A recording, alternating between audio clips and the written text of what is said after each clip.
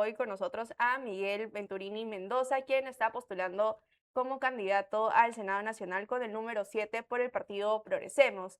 Venturini es abogado, maestro de Derecho Constitucional y ex integrante de la Policía Nacional con una experiencia en unidades especializadas como la DIRCORTE o la DIRINCRI, y hoy busca llegar al Senado con propuestas que son centradas en la seguridad ciudadana, en la reforma del sistema penitenciario y una lucha contra el crimen organizado. Muchísimas gracias. Muchísimas gracias, señorita Antoinette.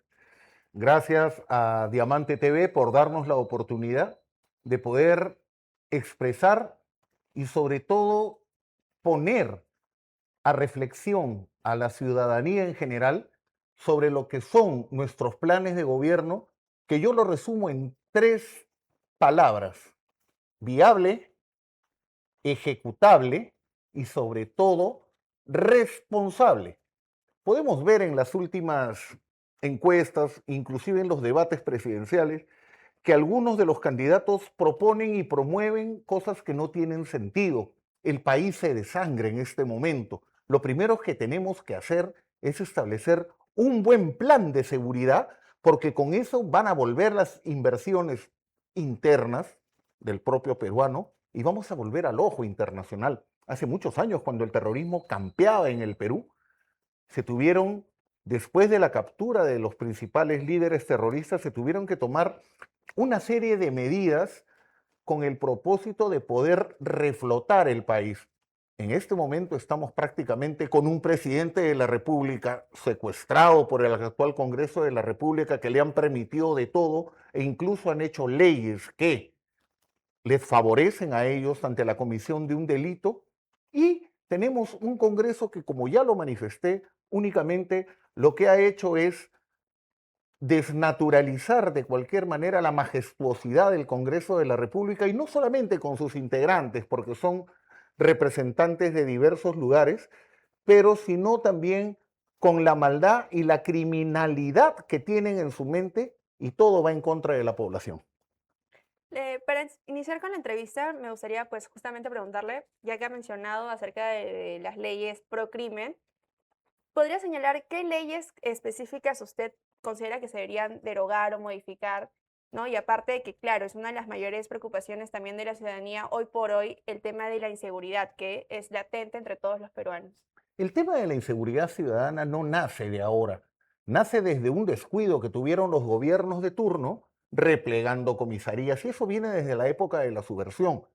Los terroristas ganaron campo porque atacaban una determinada zona en el interior del país, y en lugar de doblegar esfuerzos y mandar más efectivos militares y policiales, lo que hacía los gobernantes o las cabezas de turno del Comando Conjunto o las Fuerzas Armadas y la Policía Nacional era replegar a la gente. Le dábamos el espacio y ellos llegaban. No solamente era tomar posesión del local, sino llegar hasta las comunidades más alejadas y, como se dice, lavarles el cerebro. Lo ponían en contra del Estado. ¿Pero qué Estado? Era un Estado ausente.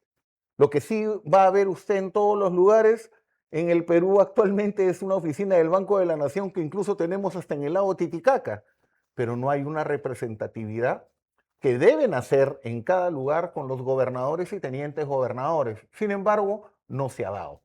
El caso más claro de las leyes pro crimen, que se llaman así criollamente, son tres específicamente.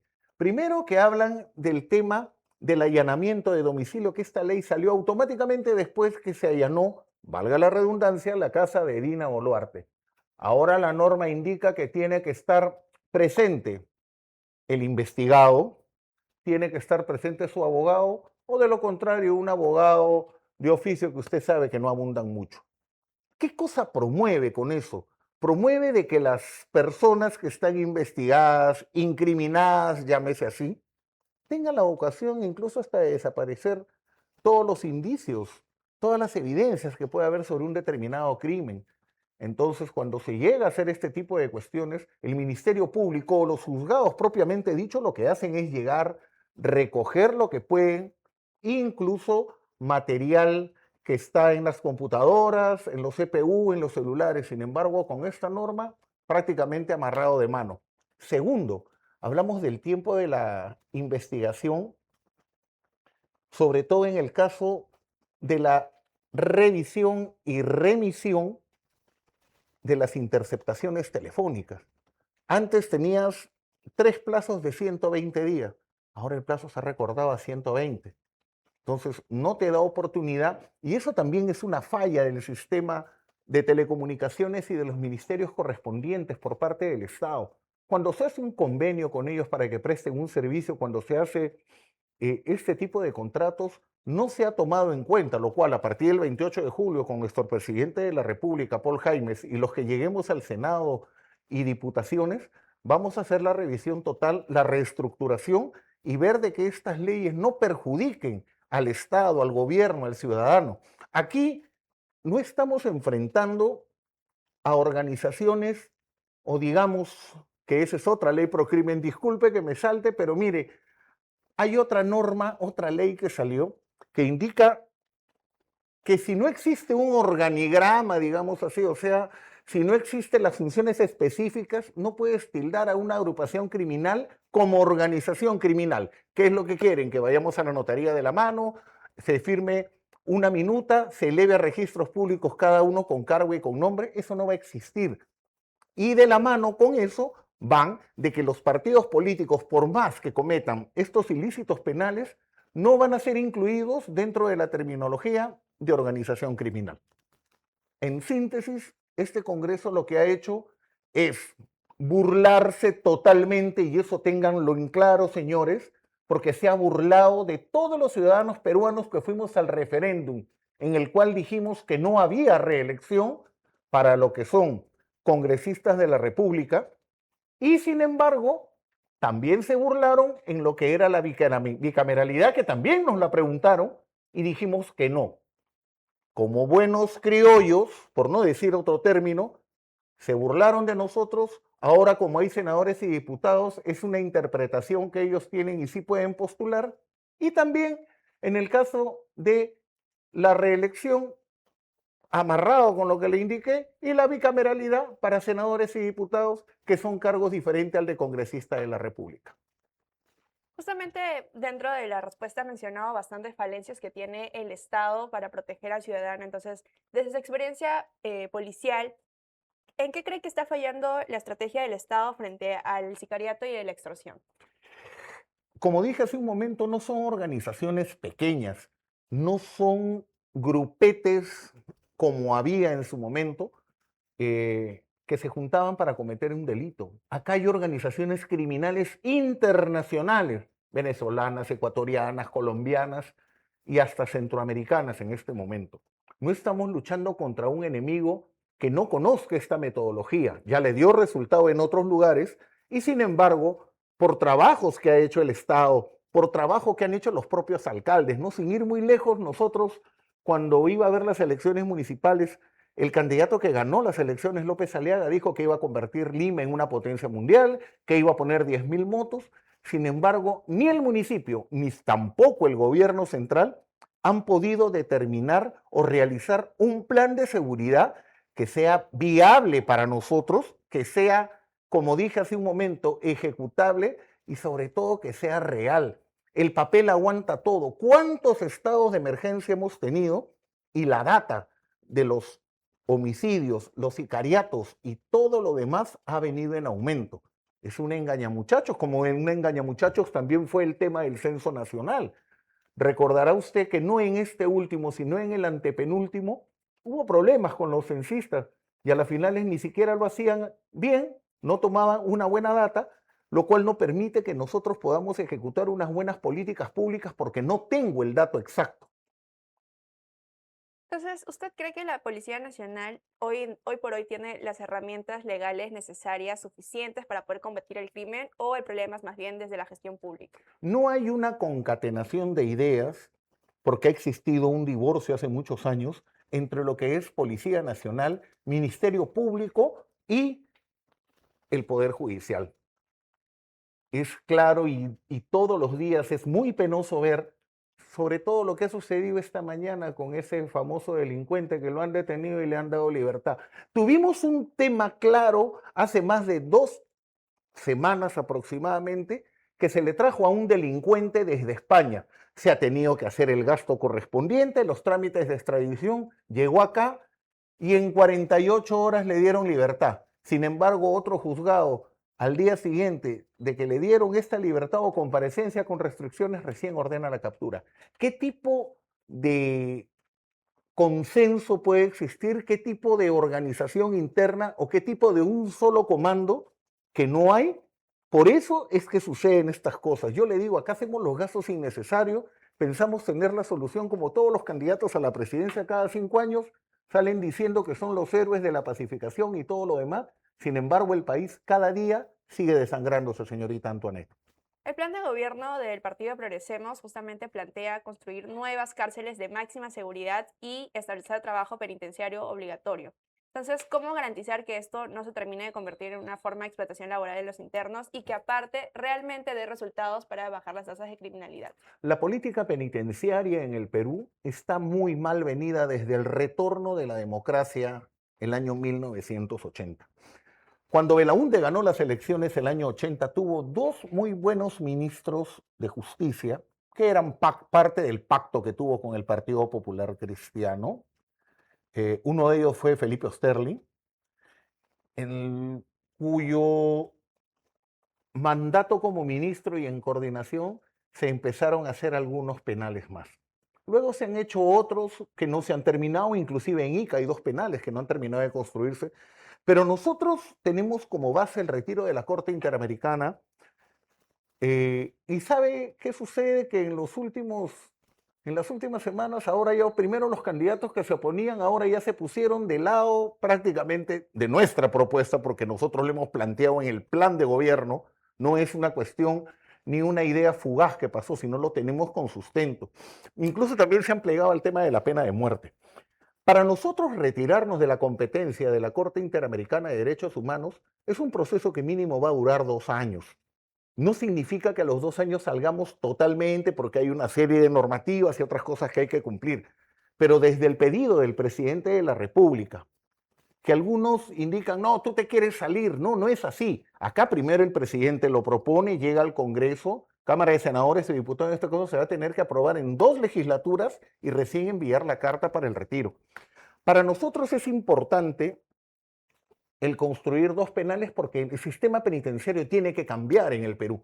Debe usted saber, señorita periodista, de que las cárceles se han convertido en universidades del crimen, de que hay delincuentes que no quieren salir de la cárcel porque saben que salen y los van a matar. Entonces, desde adentro tienen licor, droga, comunicaciones, mujeres que ingresan incluso los días de visita y salen a los 3 o 4 días, fiestas que se han hecho hasta con grupos de salsa, de chicha y todo lo demás.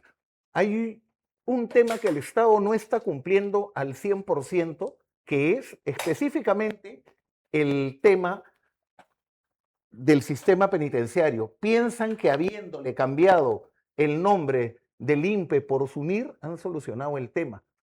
Es como cambiarse pues de ropa después de haber jugado fútbol e irse a la fiesta. Esto no ha solucionado en nada. Nosotros como planteamiento tenemos la construcción, y no la construcción porque mientras estemos dentro del sistema penitenciario, no nos permite construir penales a más de 1950 metros de altura. Según la Corte Interamericana es inhumano. Entonces lo que vamos a hacer es que los penales de Yanamayo y Chayapalca les vamos a hacer anexo, mejor dicho, los vamos a ampliar. No necesito autorización, solamente necesito hacer un estudio de lo que se llama ruinas arqueológicas y un estudio sociológico, que a las finales no hay mucha gente alrededor, pero es un lugar donde verdaderamente se va a poder pagar las penas. Aquí, delincuente que cae en la cárcel y tiene un poco de dinero, la pasa mejor que en la calle. ¿Qué me va a permitir esto también? Y esto lo vamos a hacer también en todos los penales de Lima. ¿Por qué cada vez que hay visita tengo que tener el contacto directo con mis detenidos? Si casi en ningún lugar del mundo sucede. En las cárceles de Centroamérica, de Sudamérica y del propio Estados Unidos, porque se ven hasta en las películas, se pone una mesa de piedra, se pone unos vidrios altos y haces un locutorio. ¿Qué tengo que conversar a escondidas? Que estos locutorios deben ser con un micrófono, con los escuchas que hay acá. ¿Qué tienes que ocultar o qué tiene que hacer la gente cuando recibe este tipo de visitas? Hablan algunos del venusterio, que es un tema de higiene sexual, hablan unos del tema del adonisterio, que es la inversa del venusterio, pero se tiene que recortar todo este tipo de cosas. Cada vez que llega una visita, llega con la droga metida en sus partes íntimas, llega con chip, llega con memorias y llega con el dato. Y yo te doy el dato. ¿Sabes qué? Ya conversé con fulano, anda cobra tal, anda cobra tal. Si estamos bajo un régimen penitenciario donde todos los delincuentes que están sentenciados tienen que estar con un solo tipo de ropa, quizá no como en El Salvador, que utilizan por la cuestión de clima, utilizan un chor, pero acá tiene que ponerse la ropa y tiene que trabajar. ¿Y sabe por qué? Principalmente para terminar este punto, porque si usted establece lo que el Estado peruano tiene para cada una de estas tres personas o tres entes, usted se va a quedar sorprendida. Un niño que está bajo la tutela del INAVIF, que es un niño maltratado, golpeado, violentado en su casa y otros detalles, recibe 7,50 soles por día para su alimentación. Un policía y un militar que cubre servicio 24 horas en unidades especializadas recibe 12,20 soles para desayuno, almuerzo y cena. El resto lo subvenciona la institución y otros detalles más. Y sin embargo, una persona que ha cometido un crimen, que es jefe de banda, de organización, aparte que no trabaja porque no existe la obligatoriedad, recibe 29 soles, incluido su seguridad. Dígame, ¿qué mal estamos haciendo los peruanos para que estos políticos de turno nos den ese tipo de trato? Porque es un maltrato también a todos los que pagamos impuestos. Justo dentro de la respuesta usted menciona que dentro del plan de gobierno de Progresemos está retirarse de la Corte Interamericana de Derechos Humanos y bueno, se propone justamente restablecer la pena de muerte para delitos como la violación de menores o para el sicariato. Dentro de esto, ¿usted lo respalda plenamente para la propuesta? ¿Usted como, si llega al Senado, respaldaría este tipo de propuesta? Es un tema que nosotros lo planteamos como genérico, pero vamos a tener que buscar un equipo especializado, un equipo no solamente legal, sino un equipo de psiquiatras, un equipo de psicólogos, un equipo de juristas que nos pueda dar el soporte para que la idea quede bien centrada. Lo que sucede es que en el Perú, de acuerdo a las normativas legales, lo único que se castiga con pena de muerte es la traición a la patria en caso de guerra. Pero yo le comento algo. ¿Por qué no podríamos extenderlo para aquellas personas donde también el Estado vuelve a fallar, que tienen problemas con la salud mental y no han solucionado sus temas, sus fantasmas propios? ¿Ya? ¿Por qué para la gente que secuestra, que viola y que mata a menores de edad, entre 12, 14 años y lo demás, por qué no establecer una pena de muerte? Porque yo le aseguro que esa pena de muerte sería un factor disuasivo para evitar que se cometan estos delitos y a la vez serviría también y haríamos una data. Yo quisiera que esté en vigencia, haríamos una data. Habría la cuarta o quinta parte de lo que hay de muertos actualmente.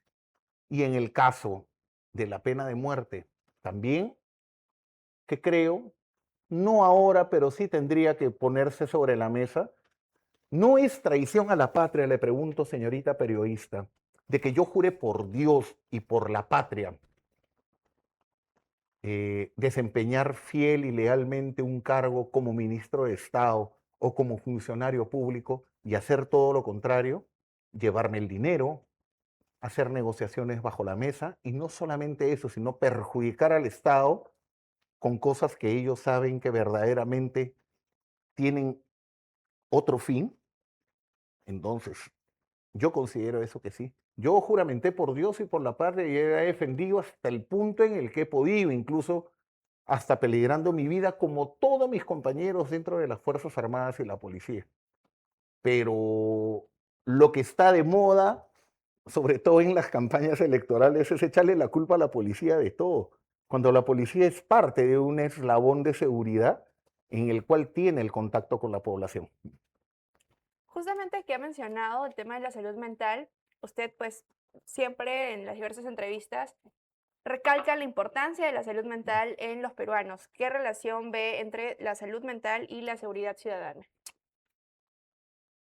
Consideramos que, porque también lo tenemos en el plan de gobierno, que los alumnos y alumnas que estudian psicología, que estudian derecho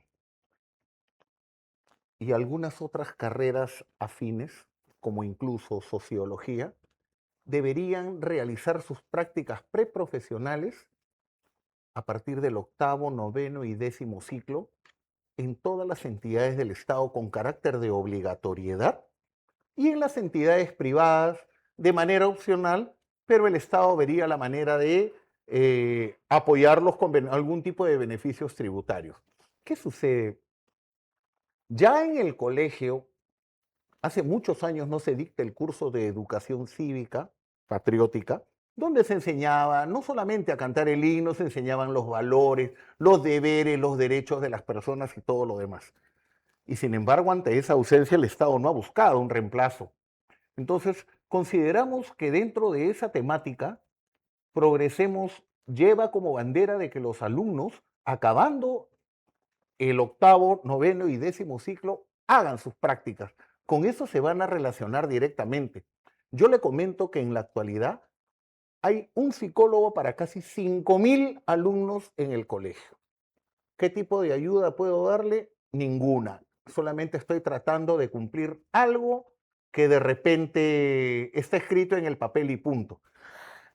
La seguridad ciudadana va de la mano también porque en este tipo de cursos o en este tipo de acciones vas a poder identificar quizá a tiempo con un mal comportamiento de un alumno, vas a tener que hacerle una ficha sociológica, una visita quizá en el hogar para saber en qué entorno se maneja, con qué personas está, porque lo que estás haciendo es tratar de buscar una solución antes que surja un problema. Recuerda tú claramente que, como dicen, un deportista más es un delincuente y un drogadicto menos. Bueno, justamente para ya poder ir cerrando la entrevista, muchos ciudadanos sienten que los políticos hablan mucho de seguridad, la campaña justamente es una propuesta principal en todos los planes de gobierno, por lo que estamos viviendo actualmente todos los peruanos, pero que realmente luego cuando llegan al poder nada va a cambiar. ¿Por qué deberíamos creerle a usted esta vez? Primero que tenemos la experiencia en este tipo de casos, habiendo sido integrante de la policía, habiendo palpado de cerca las diversas unidades de investigación criminal, incluso de terrorismo y en seguridad del Estado, que ha sido prácticamente la especialidad que también tenemos. Y principalmente porque lo que estamos planteando es algo práctico y, como les dije, viable. Y ya lo tenemos. Lo que pasa es que tenemos que hacer un buen plan de seguridad. Si no estamos unidos contra la criminalidad, va a ser muy difícil. Acá tiene que trabajar los estamentos que le dije, la policía, Ministerio Público, Poder Judicial, serenazgo, rondas campesinas, incluso la gente propiamente que se quiera plegar al sistema. Hay que buscar a los policías que están en retiro y han pasado al mismo con 50, 55, 60 años. Todavía esa gente está operativa y tiene mucho que dar. Recuerda que ahora tenemos una sola policía, pero antes teníamos las tres especialidades, la Guardia Civil, la Republicana, la Policía de Investigaciones, y cada uno desde su campo supimos dar batalla a lo que nos enfrentábamos. Ahora nos enfrentamos a una criminalidad que es más fácil de detectar que los terroristas en ese momento. Mire, cuando se captura a Abimael Guzmán, todo fue por indicios, porque no habían las evidencias todavía, y tenían que revisar si incluso los detectives se mimetizaban, pasaban disfrazados de basurero, recogían la bolsa de desechos que dejaba Marisa Garrido Leca y la llevaban a evaluar, a examinar. Era mucha comida que se compraba para 2 personas, habían eh, pedazos de filtros de cigarrillo, cajetillas de cigarro, medicina para psoriasis. Entonces era fácil darse cuenta, pero ya con las cosas en la mesa, como se dice, de que ahí no vivían 2 personas. Cuando la siguieron a ella, viendo que compraba ropa interior de una talla 2 o 3XL cuando su esposo era talla M, cuando compraba en la panadería 12 panes y solamente eran 2 personas y el esposo salía temprano. Muchos detalles, muchas cosas que se han dejado de lado. El servicio de inteligencia y las instituciones no son malas. Los malos son los que la administran y las que la llevan al mal, valga la redundancia. Como la policía últimamente también se ha politizado demasiado. Entonces, hay un sistema en el cual la policía y la Fuerza Armada tienen que mantener una determinada línea, no puede estarlo jalando, ni tampoco lo que sucedió hace unos años poniéndole mandil rosado a los militares. No los desmerece, pero si estaban con buzo y se le ponían era muy diferente. El uniforme es sagrado, como también las obligaciones que tienen los integrantes de las fuerzas policiales y militares del Perú. Entonces, para ya poder culminar con la entrevista, muy brevemente puede decirle a los ciudadanos, aquellos que nos están visualizando a través de la señal abierta 11.4 o a través de las redes sociales de Diamante TV, ¿por qué votar por usted, Miguel Venturini, candidato al Senado Nacional con el número 7, y también votar por Paul Jaimes para presidente? Este próximo domingo 12 de abril, no los quiero alertar, pero me parece que es la última oportunidad que tenemos como población para poder escoger bien. Quisiéramos que ustedes nos apoyen marcando los 5 perros. Paul Jaimes para presidente, en senador nacional, marcar el perro y el número 7 por Miguel Venturini. Y también el resto de símbolos. ¿Por qué les explico? Lo que va a suceder a partir del día domingo y después del conteo de votos es que 2 candidatos pasarán a una segunda vuelta. Y en 6 domingos más u 8, dependiendo de lo que diga el Jurado Nacional de Elecciones y la OMPE, se debe elegir al nuevo presidente del Perú. Pero ante las normas que han salido, el presidente ahora, la verdad, es que no, ni siquiera va a tener el peso ni el valor de antes. Ya lo dije al principio de la entrevista, el presidente está secuestrado y si no le cae bien a un grupete de gente, lo que van a hacer es moverlo del cargo, como ha sucedido en los últimos años. Tengan en cuenta de que, como les dije, tenemos la oportunidad, revisen durante 3, 4 o 5 minutos cuáles son las prerrogativas que tiene cada partido, quiénes son sus candidatos y fíjense bien a quién elegir, porque nos vamos a tener que aguantar 5 años con ellos y ya nos pasó. Hay mucha gente que dentro de su temática y el plan de gobierno está queriendo mover al presidente del Banco Central de Reserva, querer sacar los activos que tenemos o las reservas para distribuirla por toda la gente como si esto fuera pues un festival. No estamos para ese tipo de cosas. Si el país ha aguantado en los últimos años, a pesar de toda la inestabilidad política, es porque todavía algunos de los funcionarios están tratando de llevar una política estándar, ni tan arriba ni tan abajo. Les reitero, este domingo 12 de abril, voten por los 5 perros por el Partido Progresemos porque tenemos propuestas viables, reales y ejecutables. Y sobre todo, fíjense bien, porque de verdad queremos servirlo. No es una cuestión de promesas, es una cuestión, en mi caso de senador, no voy a tener iniciativa de leyes, pero sí voy a tener que sentarme a conversar con los diputados, sea de mi partido o de otro, para poder promover leyes en bien de la ciudadanía. Hay que establecernos, pero tenemos que tener primero la seguridad. No vayamos a cometer el error porque vamos a tener que terminar, como se dice criollamente, con la política del agua y del ajo. Vamos a tener que pasar 5 años más a aguantarnos del agua y a jodernos del ajo. Muchas gracias. Muchísimas gracias, Miguel Venturini, por haber aceptado la entrevista en Diamante Noticias. Recuerden que pueden seguirnos también en nuestras redes sociales. Estamos en TikTok y en Instagram como @Diamante Noticias. Y también pueden visualizarnos a través de las redes sociales de Diamante TV. Están en Instagram, TikTok, YouTube y Facebook como @Diamante TV Perú. Y bueno, siempre estamos en la señal abierta 11.4. Como siempre, agradecer a Agua Inca por permitirnos traer este noticiero a sus hogares, a sus diversos dispositivos. Yo soy Antonina Jarro y esto ha sido todo por Diamante Noticias. Muchas gracias.